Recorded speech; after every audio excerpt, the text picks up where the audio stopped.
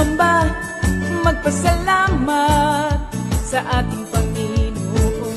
Tayo na kumanta, sumayaw sa saliw ng tugtugan, kay inang pagmasdan ang nagkakaisa at sama-sama magkakapatid.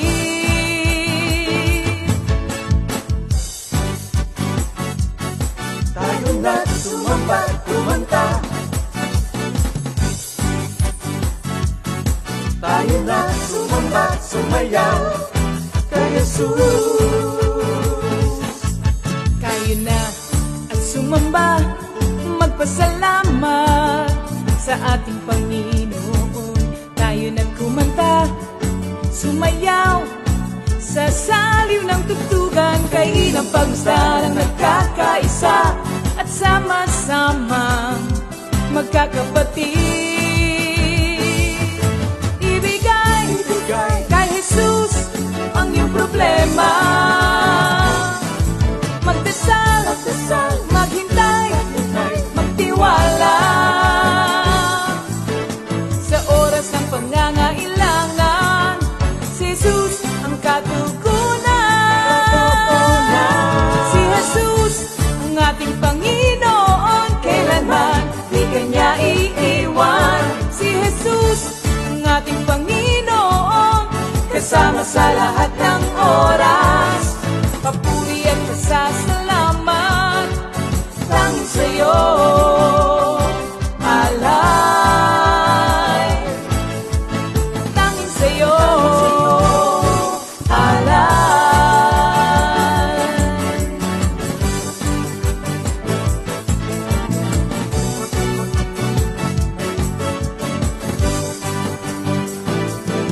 Si Jesus ang ating Panginoon, kailanman di Kanya iiwan. Si Jesus ang ating Panginoon, kasama sa lahat ng oras. Si Jesus ang ating Panginoon, kailanman di Kanya iiwan. Si Jesus ang ating Panginoon, kasama sa lahat ng oras.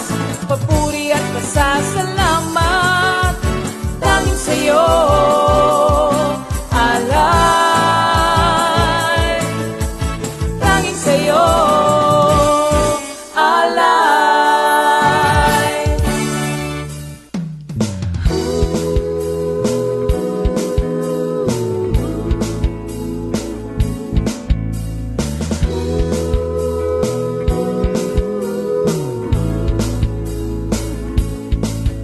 Pinagpalang buhay ang kaloob ng Diyos sa lahat ng tao. May takot sa Kanya. Pinagpalang buhay ang kaloob ng Diyos sa lahat ng tao. Nagtitiwala. Yes, purihin ng Panginoong Diyos. Magandang gabi po sa inyo. A blessed Wednesday night sa ating midweek Bible study. Patuloy po tayo magpuri at magpasalamat sa ating dakilang Diyos, sa Kanyang pag-ibig sa atin, sapagkat patuloy niya tayong pinagkakalooban ng mga pagkakataong ganito na tayo makapakinig ng Kanyang magandang balita. Hindi lang magandang balita, mabuting balita. Kaya mga kapatid, tawagin natin mga kasama natin sa bahay at sabay-sabay tayong makinig at mag-aral ng Kanyang salita. Pero bagong lahat, mga kapatid, samahan niyo po ako sa panalangin. Hallelujah, hallelujah, hallelujah. Purihin ka, dakilang Diyos Ama sa langit. Purihin ka sa iyong kataas-taasang trono. Ikaw ang inyong aming Ama, na aming laging kasama sa lahat ng oras. Siya ang aming tanggulan. Ama, maraming salamat po sa gabing ito na pinagkaloob mo sa amin, na kami muling makakapakinig ng inyong mga banal na salita. Sa gabing ito, Ama, dalangin po namin na pagpalain niyo po ang aming mga puso at tainga, na lubos naming maunawaan ang iyong mga salita. At hindi lamang namin madinig, maunawaan, kundi pagkalooban niyo po kami ng grasya na ito'y maisapamuhay namin, Panginoon, upang patuloy kami makapamuhay ng kalugod-lugod sa iyo, Ama. Ma, sa gabing ito, tinataas ko po sa iyo ang lahat mong gagamitin mula sa praise and worship, Panginoon, sa music ministry, Panginoon, sa maglilid. Lord, we ask for thy double portion of your anointing to be upon them.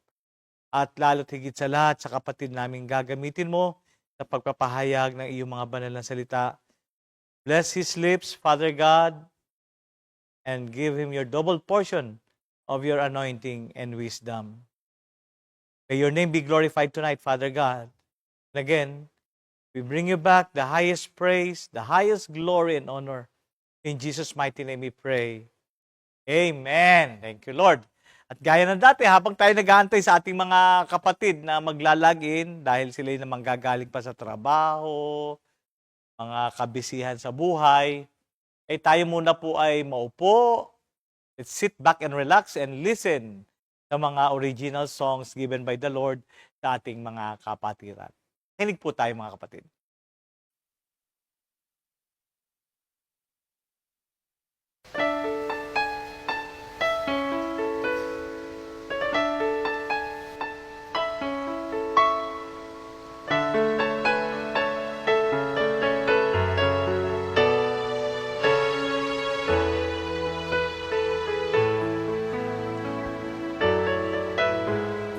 Narito kami ngayon, Panginoon,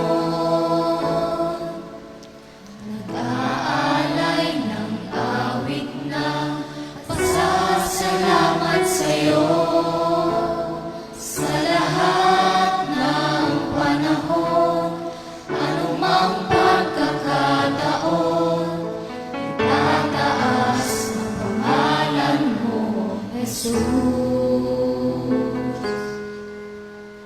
Narito kami ngayon, Panginoon,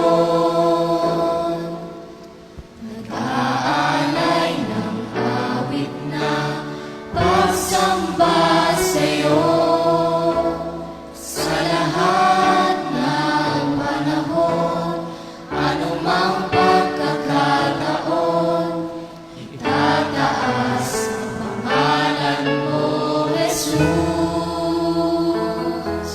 Kalwalhatian mo ay namasdan,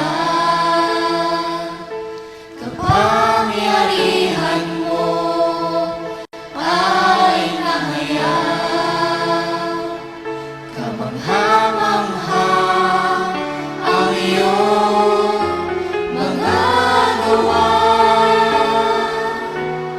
Narito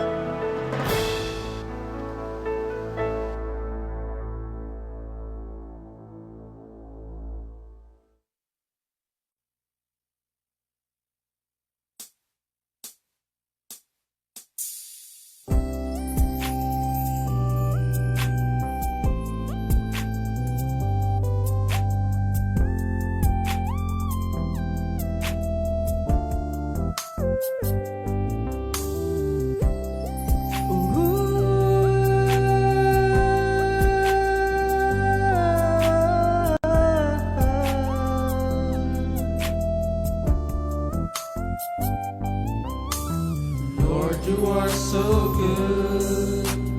Lord, you are so faithful. Lord, you are so powerful. I delight to do your will. Lord, you are so good. Lord, you are so faithful. Lord, you are so powerful. I delight to do your will. I will give you praise, O God. I will give you thanks, Lord Jesus. I will exalt your name in all the earth. For you are so wonderful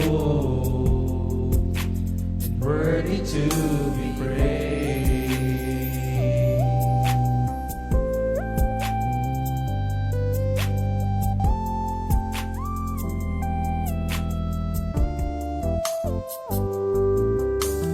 Lord, you are so good. Lord, you are so faithful. Lord, you are so powerful. I delight to do your will. Lord, you are so good. Lord, you are so faithful. Lord, you are so powerful. I delight to do your will. I will give you praise, oh God. I will give you thanks, Lord Jesus. I will exalt your name in all the earth. For you are so wonderful, and worthy to be praised. You are my healer, you are my peace, you are my everything, oh God, to you I belong. You are my healer, you are my peace, you are my everything, oh God, to you I belong. I will give you praise, oh God. I will give you thanks, Lord Jesus. I will exalt your name in all the earth. For you are so wonderful, For you are so wonderful, For you are so wonderful,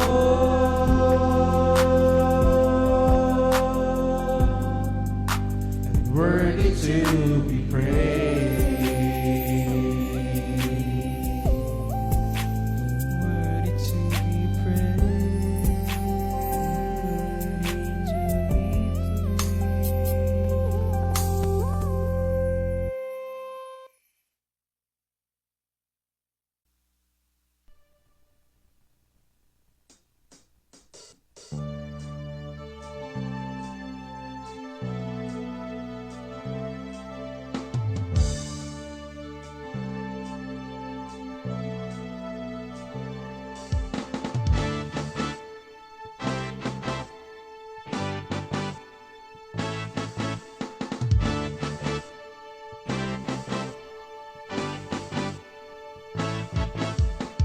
Trust in the Lord and do good.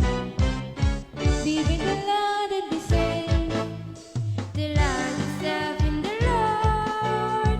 He will give the desires of your heart. Trust in the Lord and do good.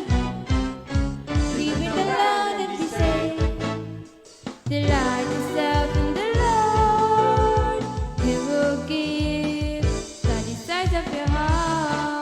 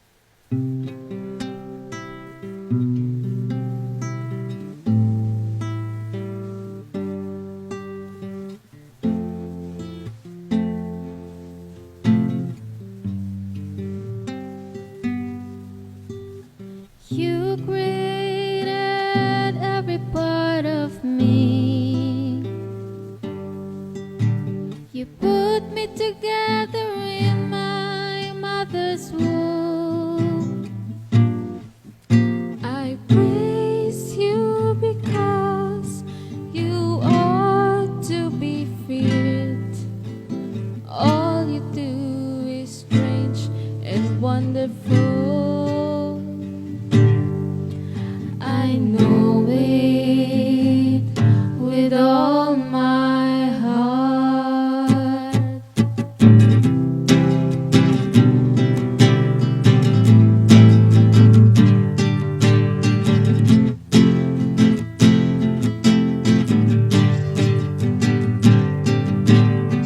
You created every part of me. You put me together in my mother's womb. I praise you because you are to be feared. All you do is strange and wonderful. I know it with all my heart.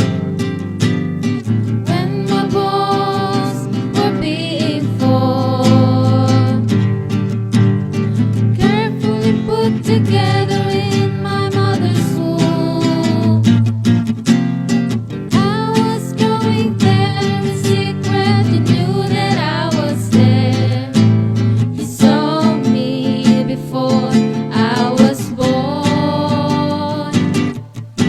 The days allotted to me had all been recorded in your book before any of them ever begun. Oh God, how difficult I find your thoughts. How many of them there are? If I counted them, they would be more than the grains of sand. When I awake, I am still with you. The days allotted to me had all been recorded in your book before any of them ever begun. Oh God, how difficult I find your thoughts. How many of them there are? If I counted them, they would be more than the grains of sand. When I awake, I am still with you. When I awake, I am still with you. When I awake, I am still with you. With you. With you.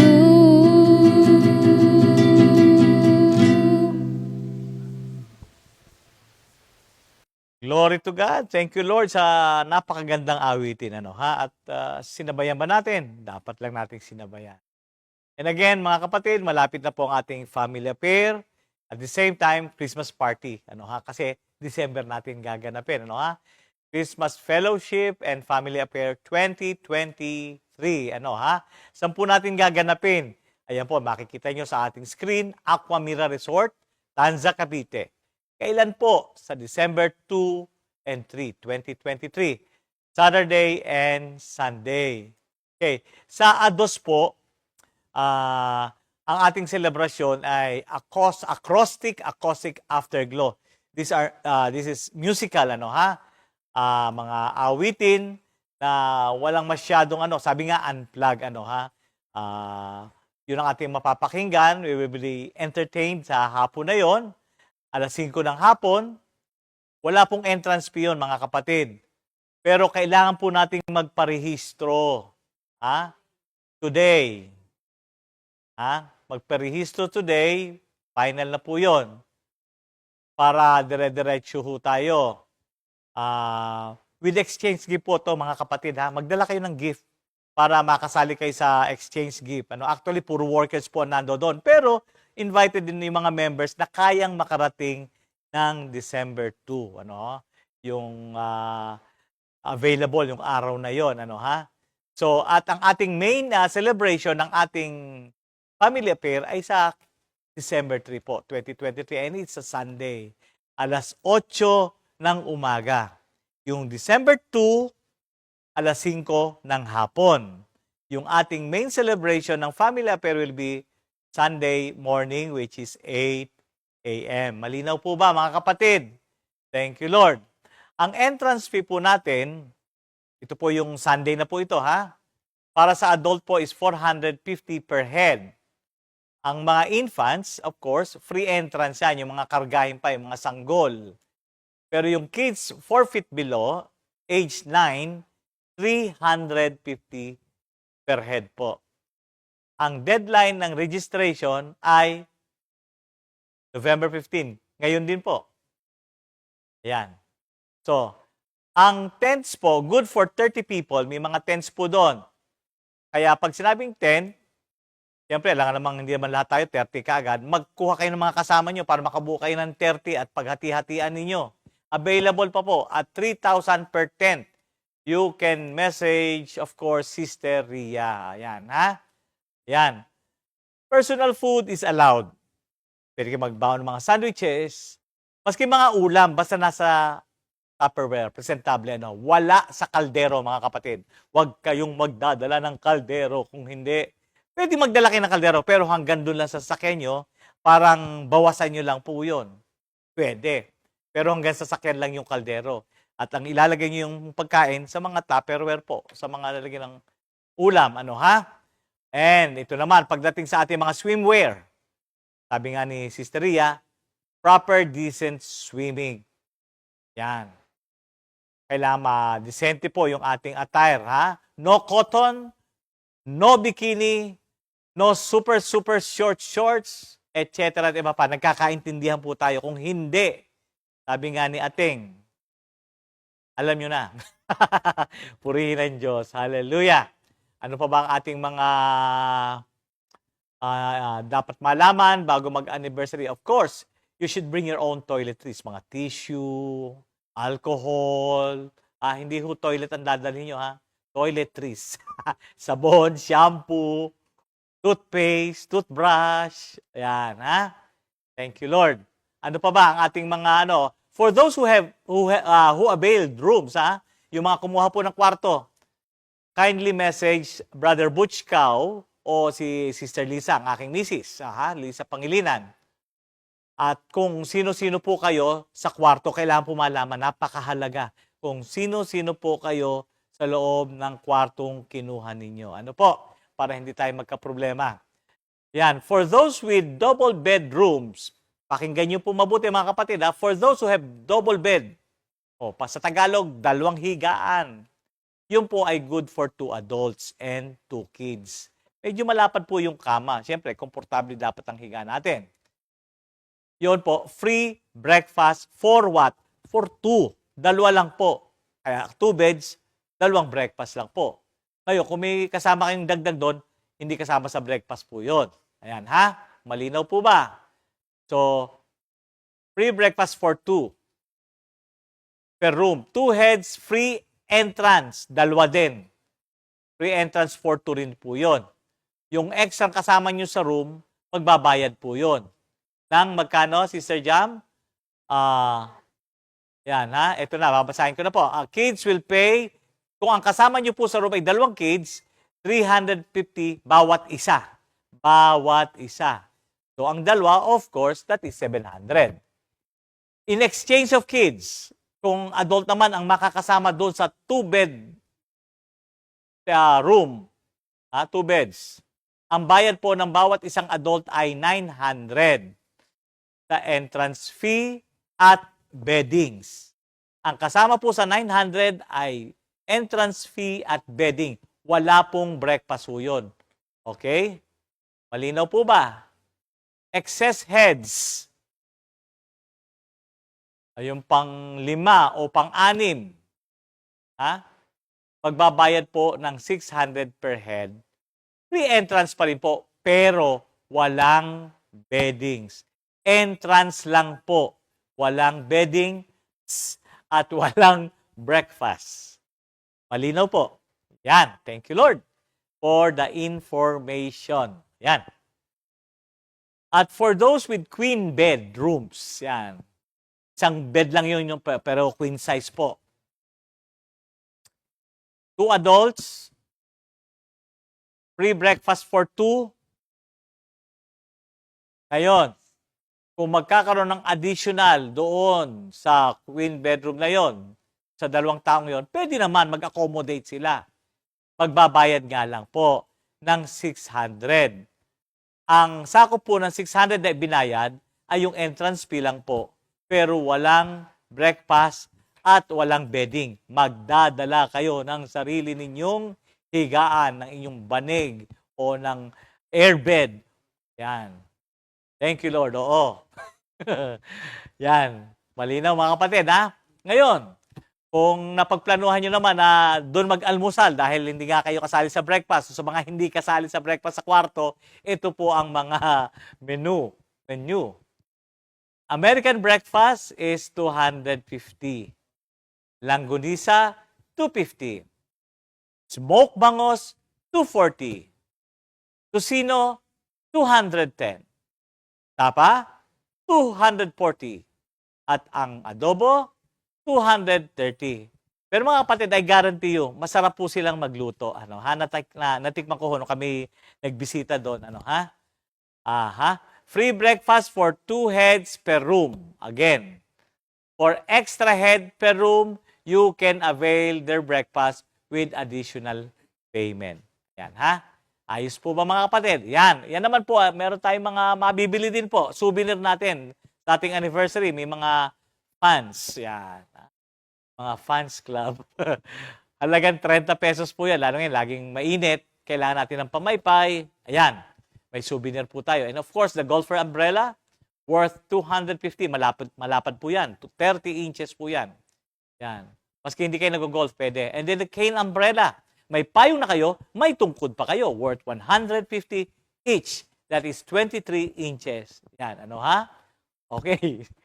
Sagot-sagot lang tayo.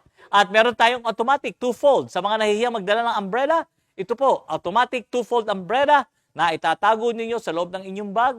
Yan. Worth, at 175 each. Yan. May lamok. Yan. Sa mga t-shirt naman po, mga o-order, meron po tayong 50% down payment.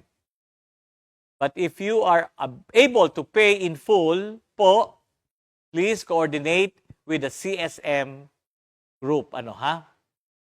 Yan. Teachers or worker in your area. Sino, or workers na napupunta sa prayer meeting ninyo. Ano ha?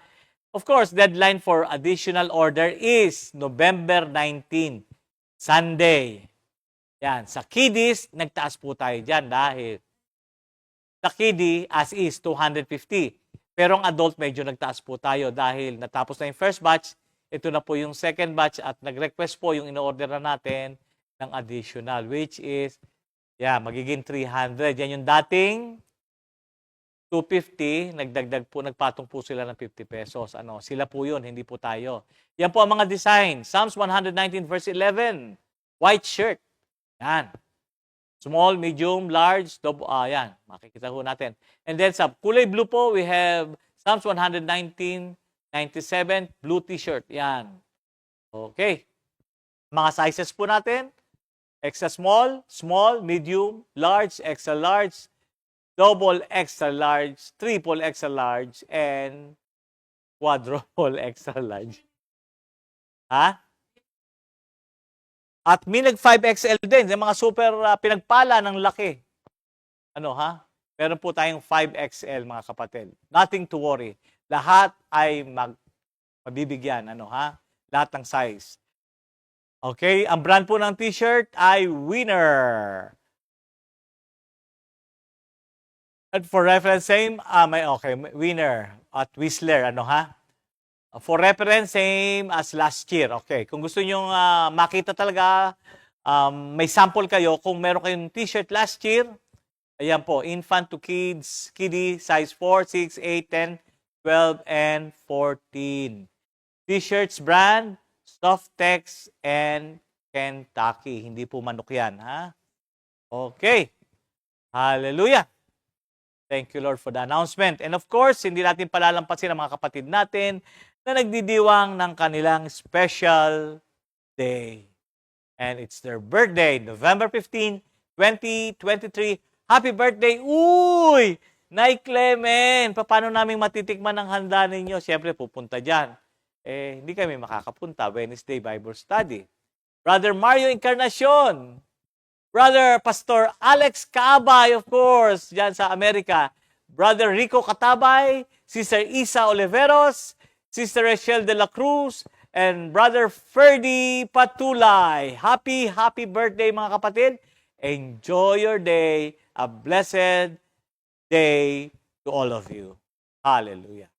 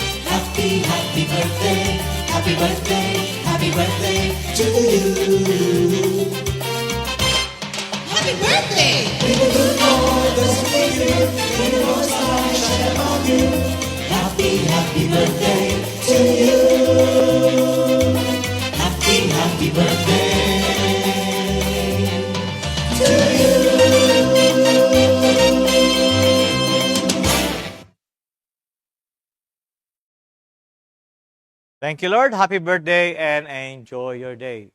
So, mga kapatid, nandito na tayo at tawagin na po natin ang ating mga kapatid, the praise and worship team.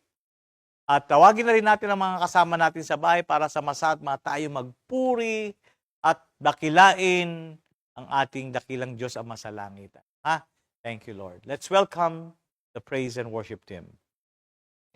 Hallelujah, hallelujah. Isang pinagpalang gabi na naman ang pinakaloob ng Panginoon sa atin para tayo'y maawit at sumamba para sa Kanya. Hallelujah. Thank you, Lord. Thank you, Lord. Kumusta ang buhay? Ganap at kasiyasiya, alive in Christ. Kumusta ang Comfy family? Go forth, let's grow, let's glow together in the service of our God. Hallelujah. Hallelujah. Revelations 19:16 and Revelations 1:8. And all Comfy family proclaim, He is the King of Kings, the Lord of Lords, the Alpha and the Omega, the beginning and the end, who is, who was, and is to come, Jesus. Hallelujah. Thank you, Praise Lord. God. Thank you, Palakpakan natin ang Jesus. ating Panginoon. Thank Amen. you, Jesus. Sige po, tayo po ay umawit sa ating Panginoon. Amen.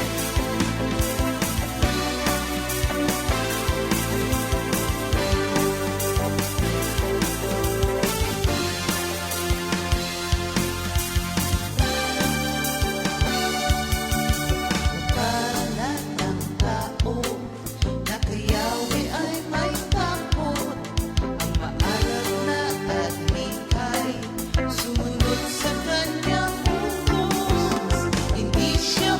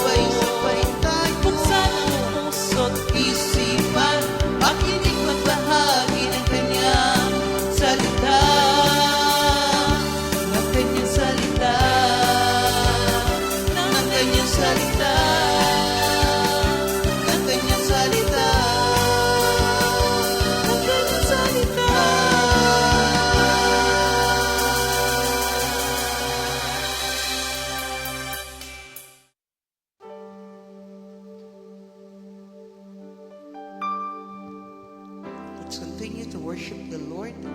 Hallelujah. Hallelujah.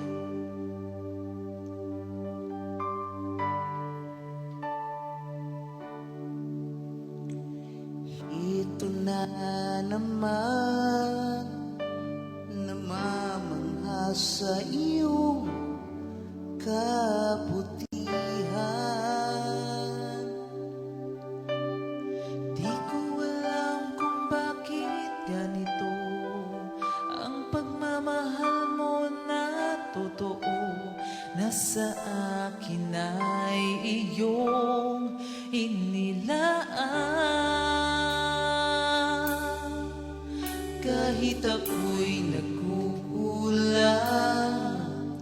sa pagtawag sa iyong banal na pangalan, di ka nagsasawang ako ay tingin sa panalangin na puno ng hiling, na wala namang talagang katapusan. Aking ihahaya ang iyong kadakilaan, aking sasambitin ang iyong katapatan, ang walang hanggang paglingap mo'y aking awitin. O Panginoon,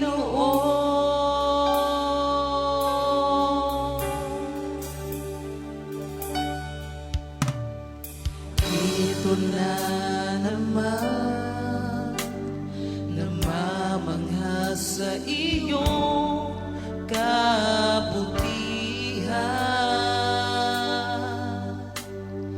Di ko alam kung bakit ganito ang pagmamahal mo na totoo, na sa akin ay iyong inilaan.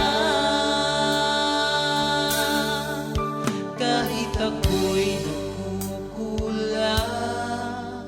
sa pagtawag sa iyong banal na pangalan, di ka nagsasawang ako ay tingin sa panalangin na puno ng hiling, na wala naman talagang katapusan. Aking ihahaya ang iyong kadakilaan, aking sasambitin ang iyong katapatan, ang walang hanggang paglingap mo'y aking awitin. O Panginoon,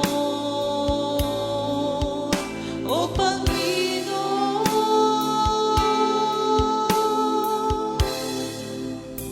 sa iyo ang luwalhati.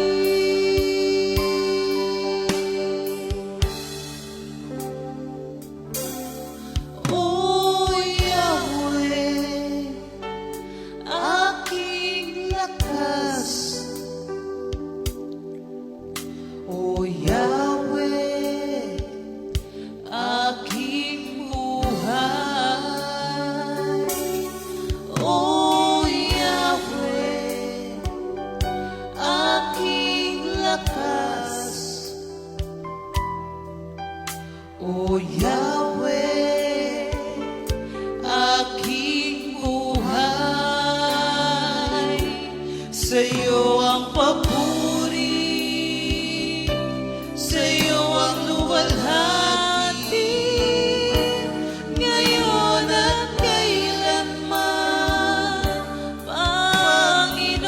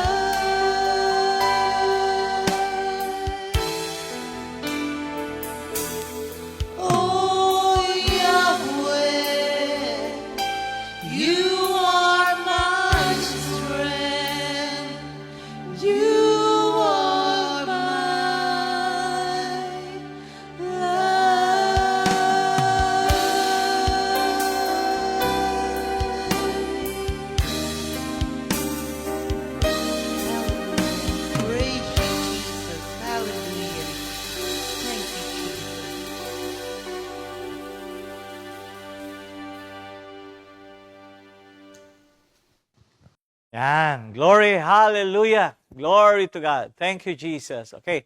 As we continue our series in prayer in the Old Testament book of the Bible, inisa-isa po natin yan. At for tonight, ating Hebrew alphabet ayon sa pagkakasunod-sunod ay nasa chapter 119 of Psalms, sa verse 105 to 112. Ito ay yung letrang Nun. Kaya mga kapatid, i-welcome po natin ang ating kapatid na walang iba kundi si Minister Ernie Akayan. Let's welcome our brother. Magandang gabi po sa ating lahat and welcome to another series of our Bible study where we are concentrating now on Psalm 119 at sa pagkakataon pong ito'y pag-uusapan natin ang 14th letter of the alphabet, no, of the Hebrew alphabet. Ayan yung basahin ko sa inyo ito, Psalm 119, 105 to 112. Your word is a lamp to my feet and a light to my path. I have sworn and confirmed that I will keep your righteous judgment. I am afflicted very much. Revive me, O Lord, according to your word. Accept, I pray, the freewill offerings of my mouth, O Lord, and teach me your judgment. My life is continually in my hand, yet I do not forget your law. The wicked have laid a snare for me, yet I have not strayed from your precepts. Your testimonies I have taken as a heritage forever, for they are rejoicing of my heart. I have inclined my heart to perform your statutes forever to the very end. Tayo po'y manalangin sa mandali. Ama, narito po ang inyong banal na salita. Kayo po ang magsimula at magtatapos at magbibigay ng karunungan upang ang iyong bayan ay tunay na makarinig ng iyong mga pagtuturo at ng iyong mga utos. Sa gabing ito, Ama, luwalhatiin mo ang iyong pangalan, sa kapangyarihan ng banal na Espiritu Santo, muli pong mag-usap kayo. Sa pangalan ni Jesus, everybody say, Amen. Ayan, ito pong Hebrew word na ito ay nun, no? N-U-N. At sa Hebrew word po ay ito ay nakas, no? N-A-C-H-A-S-H, which is nakalagay nga po muna ay snake, no? Pero actually, it is an eel, which is a kind of fish. So pag sinabi po nating nun, actually it's referring to fish, no? As far as the Hebrew alphabet is concerned. Sa Aramaic po, ang nun po ay isang malaking isda or a whale, no? Now, symbolically, nun means life. And this is associated with the fish that is swimming. So, buhay, no? So, nun also refers to life. Yan, marami po siyang symbolism. At alam niyo, kung mapapansin niyo sa ating panahon ngayon, bakit ba pag sinabing Christian, ang isang symbolism na nakikita nating madalas ay ang isda. Hindi po ba? Sa mga likod ng mga sasakyan o sa mga walls, makita nyo, laging mayroon yung symbol ng isda.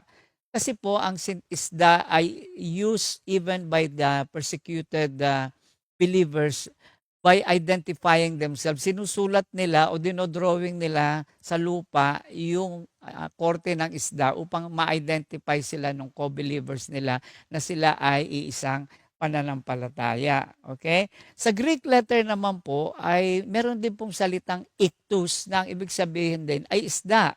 Iktus is I-C-K-T-H-U-S.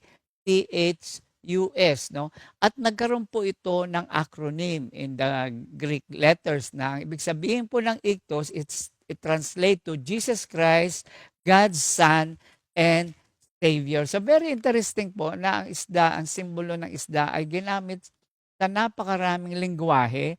And now let us explore what the Hebrew alphabet infers as far as our study is concerned. No, basahin natin ulit ang verses 105 to 106. Your word is a lamp to my feet and a light to my path. I have sworn and confirmed that I will keep your righteous judgment. Malinaw na malinaw dito ang pagpapahalaga ng psalmist sa salita ng Diyos. No? Sabi nga niya, ito ang nagbibigay sa kanya ng liwanag at nagbibigay ng direksyon. No? At bilang recipients of the new life in Christ, we must rely on Christ and His words to guide our life. Yan po ay isang given. Yan po ay very basic. No? Sa bagong buhay natin ito, kailangan ang patuloy na pag-aaral ng salita ng Diyos at hindi lang pag-aaral kundi sa pagsunod. At paano ba natin maisasabing sumusunod tayo? We turn to the Word of God for every season in our life. Masaya, malungkot, maluwag, may pinagdaraanan. Ang salita ng Diyos ang lagi nating dapat pagtuunan upang tunay nating matanggap na ganap ang kapuspusan ng buhay na ipinangako ng Diyos sa pamamagitan ni Kristo Jesus. Kagaya po ng isda, kung nais po na itong manatili, buhay, kailangan po manatili siya sa tubig, no? At ganun din po tayo, kung nais po natin yung ating buhay ay tunay na buhay na nasumpungan kay Kristo, ay kailangan pong manatili tayo kay Kristo upang ang buhay na inihanda niya, yun po very crucial, no? The life that He has prepared for us may be fulfilled in us. And this can only be done if we remain in Christ and His words. And that's very clear in John 15:7. If you abide in me and my words abide in you, you will ask what you desire and it shall be done for you. Minsan, ang nakikita natin dito ay makukuha ko lahat ng gusto ko. Liwanagin natin na ang paglapit natin sa Panginoong Hesus at sa Kanyang salita ay upang maganap ang buhay na inihanda niya para sa atin. Sa madaling salita, ang lahat ng ating panalangin must be the fulfillment of the life that He has prepared for us. So hindi po ito parang magic lamp na hihingi ka ng gusto mo. Ito po ay ayon dapat lagi sa kalooban ng Diyos upang ang buhay na inihanda niya ay masumpungan natin lagi sa ating buhay, no? Tulad po ng isda, wala naman siguro tayo nakikitang isda na lumalayo o tumatalon mula sa tubig. Bagamat meron pong isang example nito ay mga salmon, no? Pag sila po ay nag-spawning, pumupunta po sila doon sa mababaw na lugar. Kaya nga po madali silang mahuli dahil nga po yung sa paglay nila ng eggs, yun po ang instinct sa kanila, no? But naturally, instinctively, wala pong isda na tatalon mula sa tubig at papunta sa lupa dahil ito po ay magdadala ng kamatayan sa kanila. So are the Christians. We don't run away from the word into the world where there are what? There are a lot of dangers. Unfortunately, minsan yun po ang tendency ng ibang Kristiyano at malalaman natin dito kung bakit may mga ganong tendency, no?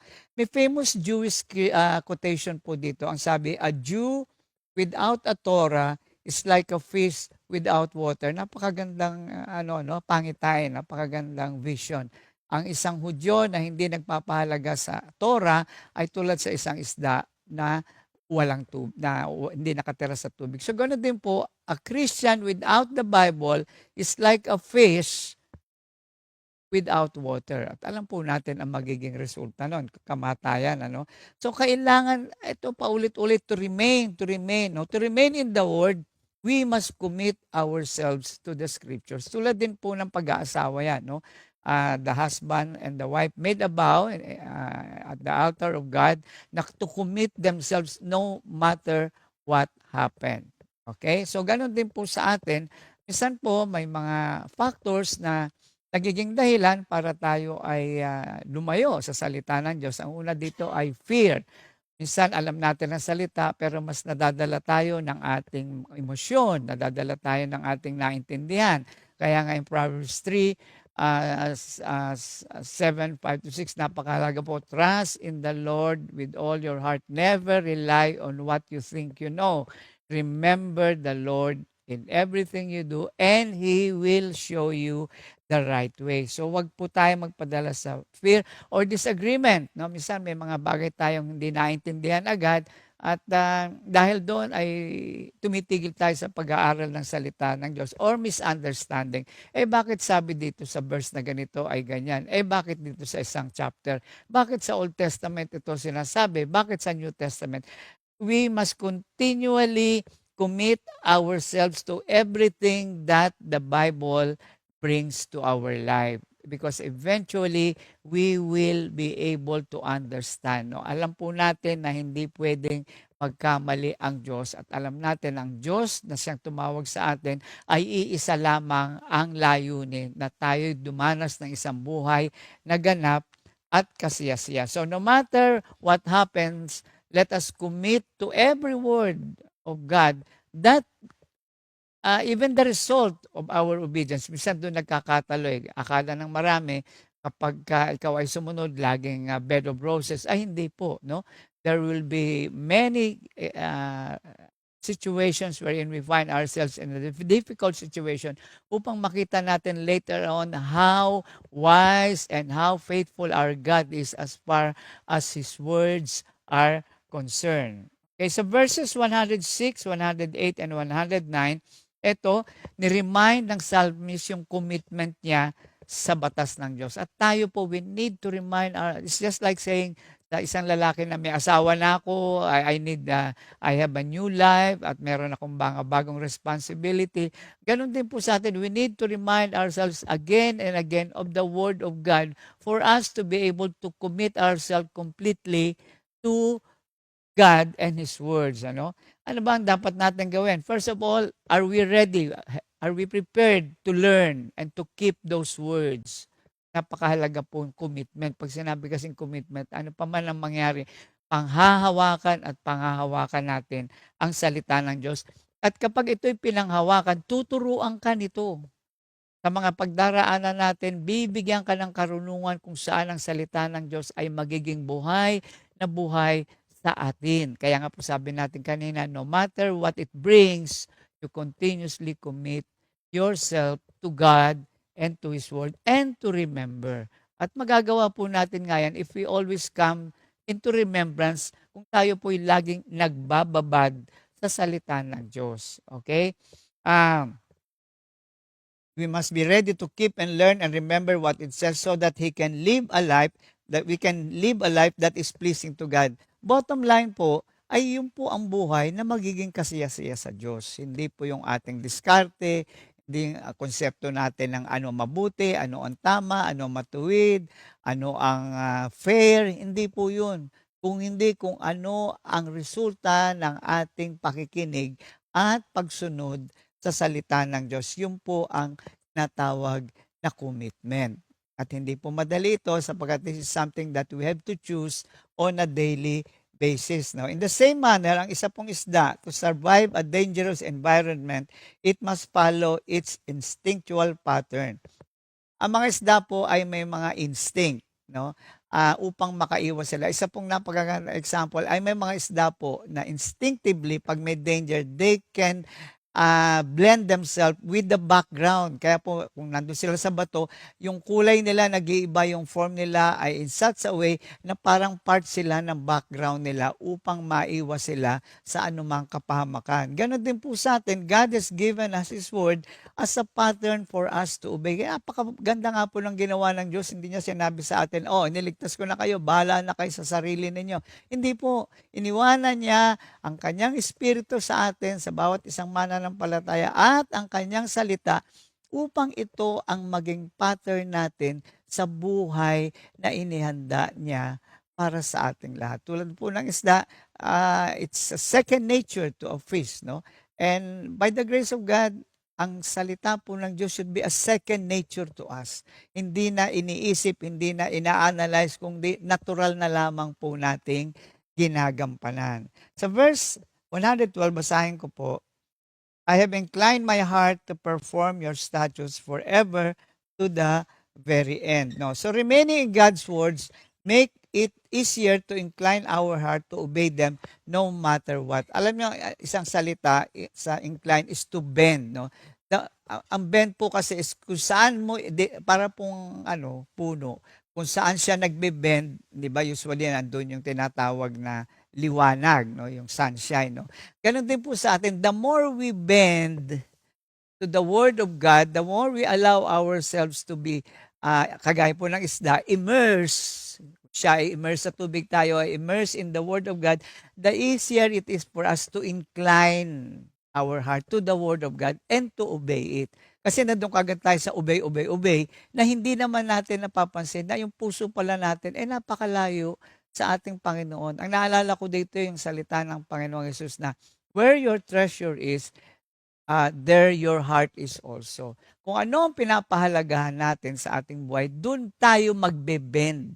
Yun ang mas may tendency nating maaalala at tendency nating paghuhugutan. So the more we are inclined to the Word of God, the more we are inclined to remember it and to obey it at the same time. At yun nga po, no, kapag tayo ay laging naroon sa pag-aaral ng salita ng Diyos, nandoon po yung natututo kang ibigin ang kanyang salita.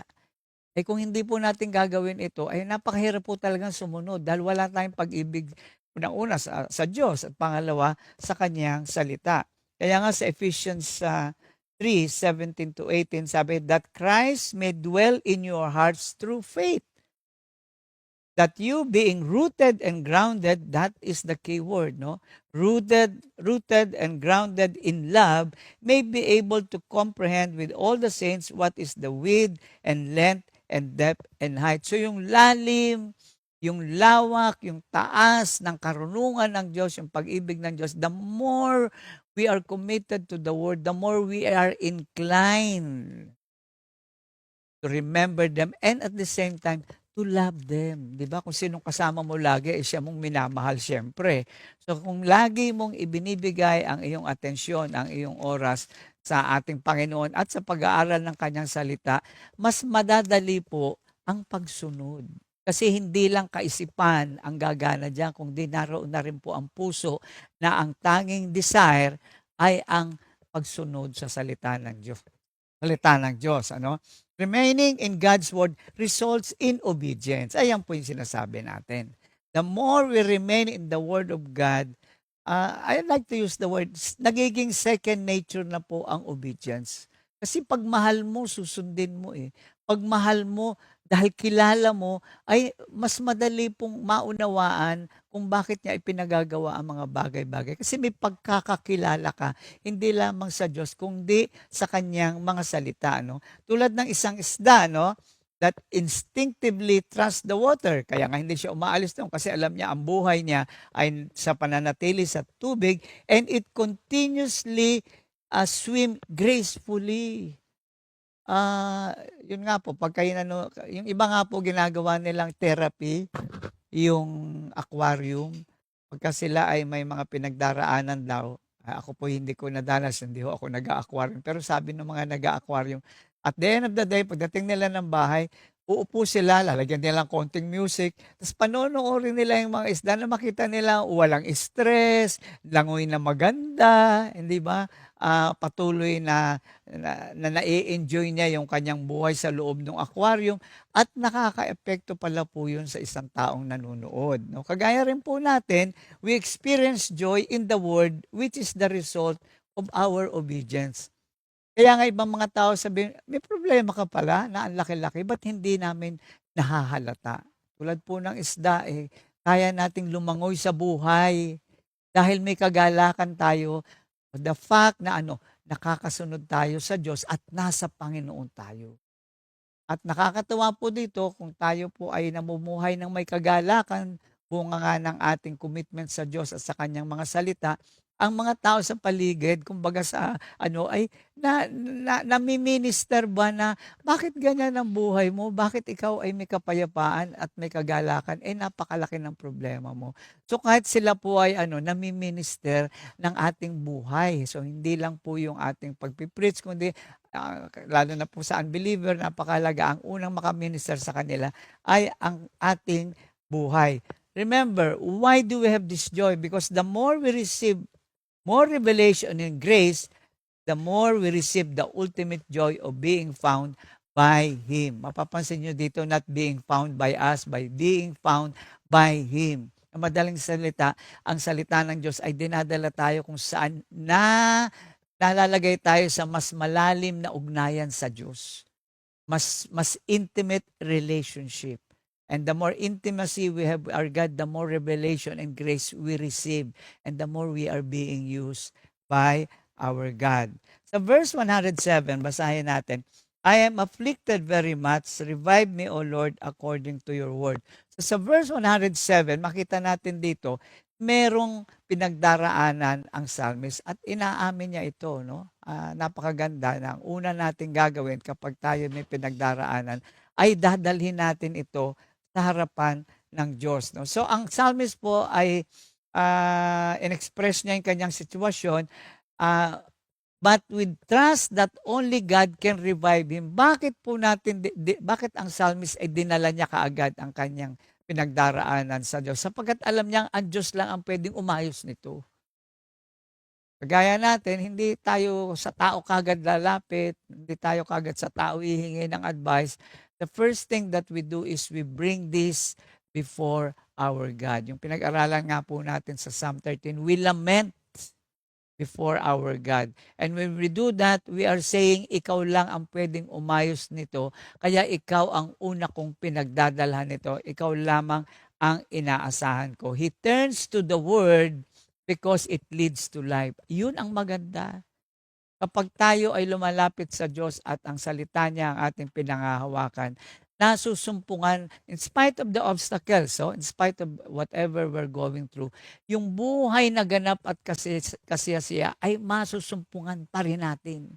Kaya nga there is such joy in the life of a Christian. Sa John 6:63, the word that I speak to you are spirit and they are life. Mismong ang Panginoong Jesus ang nagsasabi na ang salitang ibinigay ko sa inyo, ipinamana ko sa inyo, ay hindi lang ito salita, ito'y may kapangyarihan sapagkat ang Espiritu ng Diyos ang siyang nagbibigay. No? It's the Spirit of God that quickens the Word and that words brings life to us. Yun nga po, lagi ko pong gustong gamitin yung nasusumpungan because something that we cannot produce on our own. It is the Word of God and it's only the Spirit of God that can bring us to that kind of life.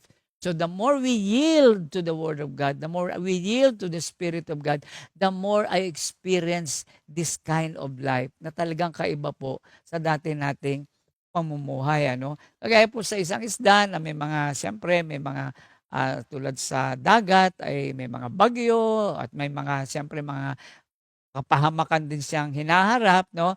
We also are facing circumstances and situation that come against us. Kasama po yun upang tayo'y patuloy na humingi sa Diyos, patuloy na lumapit sa Diyos. Kasi kung wala na tayong ganitong pinagdaraanan, I doubt it kung lalapit pa tayo sa Diyos. So kailangan nating makita lagi ang pangangailangan natin sa Diyos at sa Kanyang mga salita.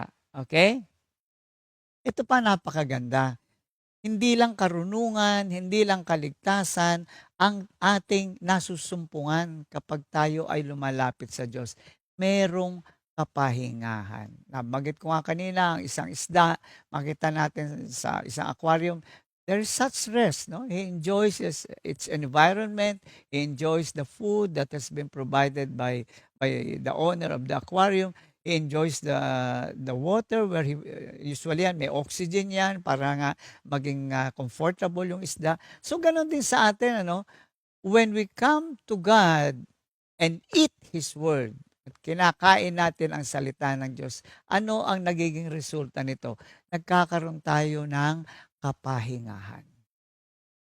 Nga po yung the peace, pag sinabi pong peace, ibig sabihin rest.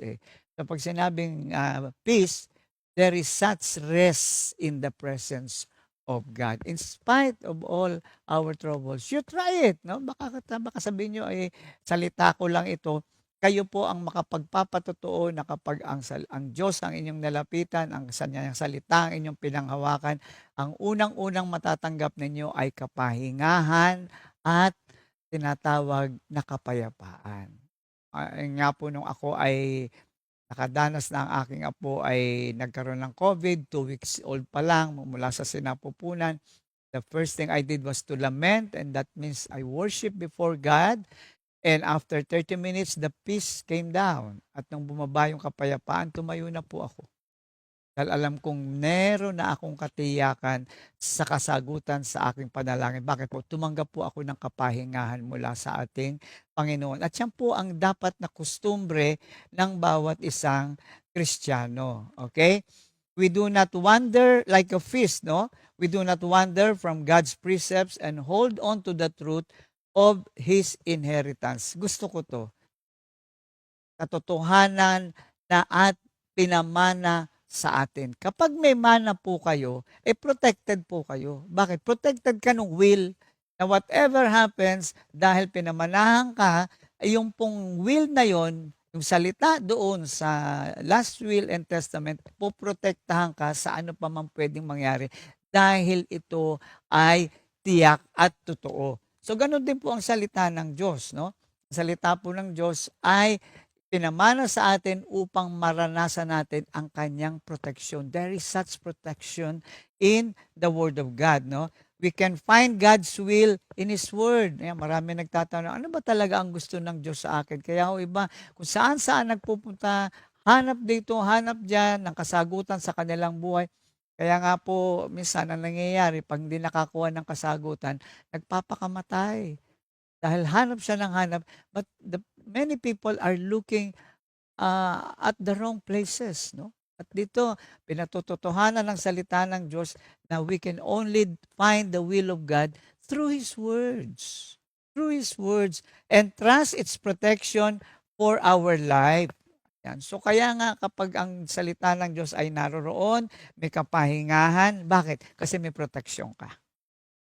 May protection tayo sa pamamagitan nito. At dahil doon, mayroong kapahingahan sa lahat ng sitwasyong ating pinagdaraanan. No? Gaano ba katibay ang salita ng Diyos na pwede nating panghawakan? Psalm 19:7, the instructions of the Lord are perfect, reviving the soul.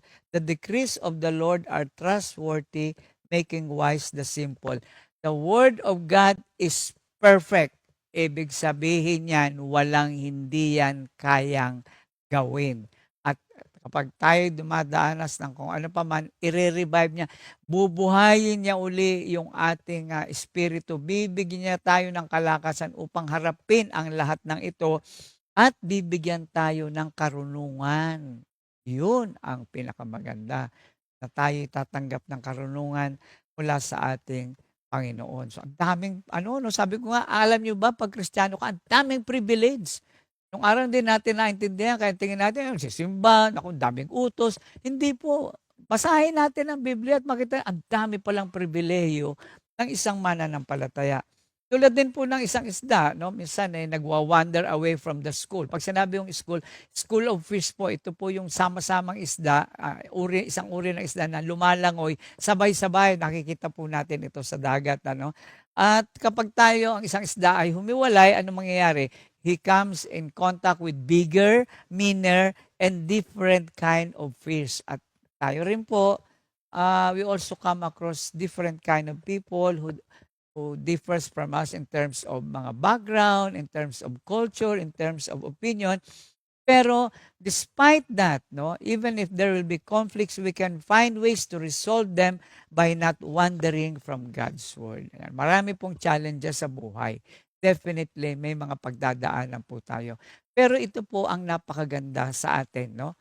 Sabi nga, ang isda, para maging protected, you must remain in the school of fish. Doon ka, may protection ka doon. So tayo also, we must stay close to His Word. Ginamit doon, stay close. Literally, katabi mo, literally, nasa sa iyo. Kung nais po nating magkaroon ng kaligtasan. At isa pa po, we must stay close to His Word and the church where we can obtain wisdom, counsel, and help. Yan po. Pagka po ang iglesia, kailangan nandiyan ka sa iglesia ang pinaglagyan sa iyo ng Panginoon. Bibigyan ka ng karunungan, tatanggap ka ng counsel, tatanggap ka ng tulong sa pamamagitan ng mga kapatiran. Maybe it's even financial, spiritual, psychological. Kung saan po tayong nilagay, lagi ko pong naalala, kung saan ka tinanim ng Diyos, diyan ka manatili sapagkat diyan ka lalago. No? In conclusion, Jesus said, if you love me, you will obey my commands. So we always say, Lord, we love the Lord. At yun nga po, no? To determine how much you love the Lord is you also love His Word.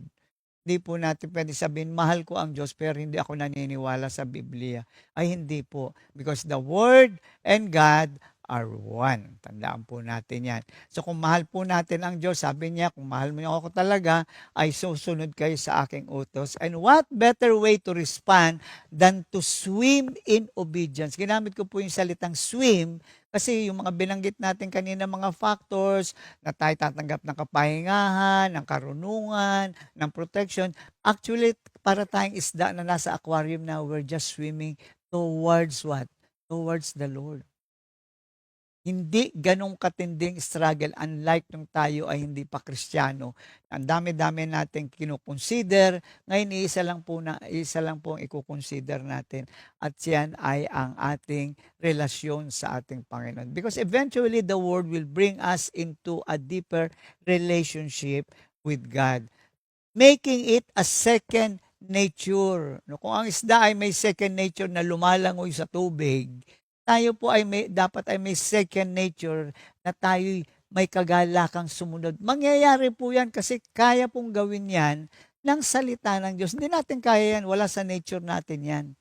Pero sa bagong nature na natanggap natin, plus the Word of God that we know intimately, plus the power of the Spirit working in us, obeying to God becomes a second nature. Kaya hindi mo na alam, ay, nagawa ko, ay, nakasunod ako. Why? Because it's, in a sense, it's instinctual na ang iyong pagsunod sa Kanya. No? So, if we challenge ourselves to study the Word of God intentionally, ayan, so the word is, you study the Word of God intentionally, ay talagang i-commit mo sarili mo na ganitong oras, ganitong, meron akong panahon na mag-aral, magdasal, at basahin ang salita na kasi kung di po natin gagawin yun, marami pong magnanakaw nito sa atin. At yung mga nagnanakaw sa atin, kung mas marami tayong time doon, ay doon po mapupunta ang inclination natin. Yung po ang gagawin natin, yung po ang susundin natin. No? So, how can we do this? Ask questions to get more familiar with the truth. There's nothing wrong. We ask questions. Magtanong tayo sa mga workers, sa mga elder, kung may mga bagay na bumabagabag sa atin, sila po ang makakatulong sa atin. And we can bring ourselves to the very presence of God through His words. God will speak to us through His words. Our decision will reflect the will of God in our life. Doon nyo po makikita ang kagandahan ng buhay na nakaugnay sa Diyos sapagkat doon nyo makikita kung saan papaano ang kalooban ng Diyos ang magaganap sa atin. Mamangingiti na lang po tayo na napakaganda talaga ng buhay na nasa Panginoon. So sa gabing ito, nawa ay naging pagpapala at karunungan at pamamaraan, tunay na pamamaraan sa buhay kung tayo'y makaranas ng isang buhay na ganap at kasiyasiya. Ama, maraming salamat po sa iyong kagandahang loob. Patuloy niyang buhay ng mga salitang narinig namin sa gabing ito. Ang banal na Espiritu ang patuloy na manguna at magturo sa amin sa pang-araw-araw na pakikipag-ugnayan sa iyo. Maraming pong salamat. All glory and honor belongs to you alone, Father. In Jesus' name we pray. Amen. Second Timothy 2:2. Hallelujah. Second Timothy